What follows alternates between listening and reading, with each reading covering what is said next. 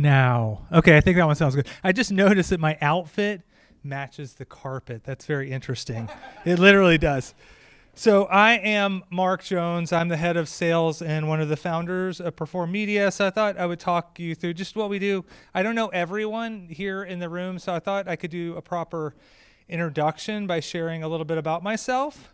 So I grew up in the 80s. I'm just going to pause on that picture right there.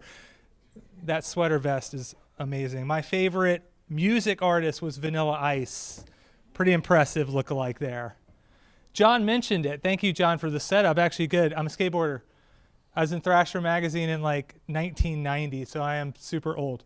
My favorite skateboarder, Tony Hawk. Look at that, twinsies. Look at that haircut. Discount version. And as far as career-wise, so I've been in tech forever. I was at Yahoo for 15 years. One time, Marissa Mayer actually mistaked me for her ex-coworker, Sergey Brin. I definitely see a resemblance there. Very close. But after my time at Yahoo, I left with a couple of executives at Yahoo, and we started a company called Perform Media. So here's what we do. Perform Media is an advertising platform that provides direct access into one of the largest exclusive contextual marketplaces. And our technology intelligently combines relevant topical recommendations with search and native advertising. So it's pretty straightforward. This is just an example of our tech in our search ads. Let me just explain how they work. We scrape all the content. You guys probably know the drill. We use the signals within the content to understand what the article's about, and we recommend topics.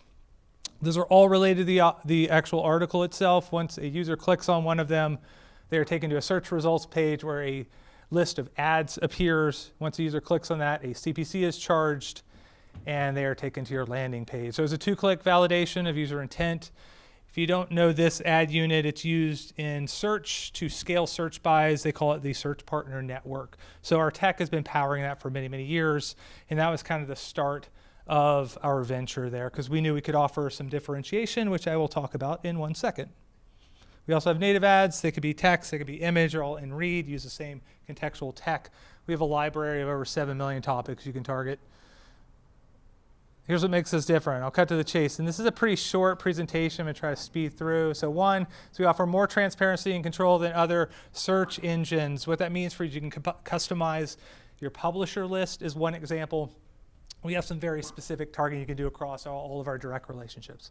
Number two, we have proprietary contextual targeting. What makes us unique here, because there's a lot of players out there, is we offer a lot more granularity. We have over 7 million topics that you can target. I can show you an example in a minute of why that matters. It's all about relevance. And then finally, we have direct relationships with ComScore 1000 and many more. We have over 600,000 publishers in our marketplace, but it's really about the high quality ones that drive the value. And we have direct publisher relationships. What does that mean? We have our hard-coded units on the page. It's physically part of our exclusive marketplace. Okay. Moving along. This is just an example of some of the publishers I mentioned. So if I think CPG, health and wellness, huge category, you see WebMD, Healthline, and many more, along with lifestyles, news, and information. They're all relevant to many of your brands. Okay. So last 2 years, just I think it's noteworthy. We all went through it. COVID led to a bunch of different problems, the CPG, supply chain disruption, affected inventory in some instances, increase in costs. We all know it. We live it. We pay more for stuff. Consumers are pulling back in some instances. And because people are spending more time online, partially due to COVID, but people are just adopting technology, there's a lot more competition. I even read an article, I think it said that many national brands are actually losing market share to private label and more local brands, which is interesting, but there's a lot more competition in the marketplace. I think it's super important to think about unique ways to differentiate. I'll hopefully share some of that in here. And then finally, there's been a huge rise in misinformation, disinformation, so brand safety, brand protection's important.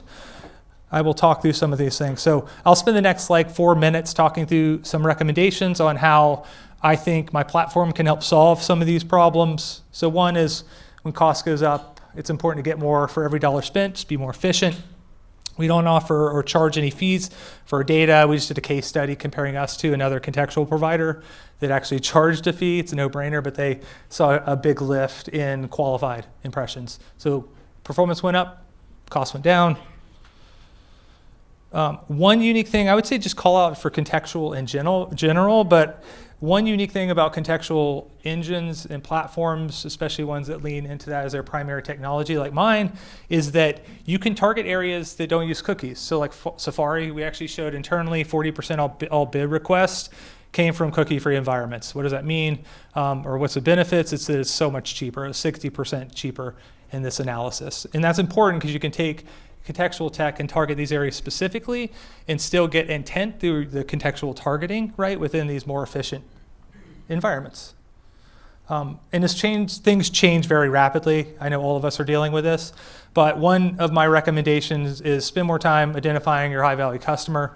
We built a planning tool that allows you to truly customize everything you do. This is an example of one of our partners built a segment around gluten-free lifestyle to promote some of the benefits of their product, which include like wheat allergies, celiac disease, and more. Think about WebMD, Healthline, a lot of that highly relevant traffic that we could target with this segment.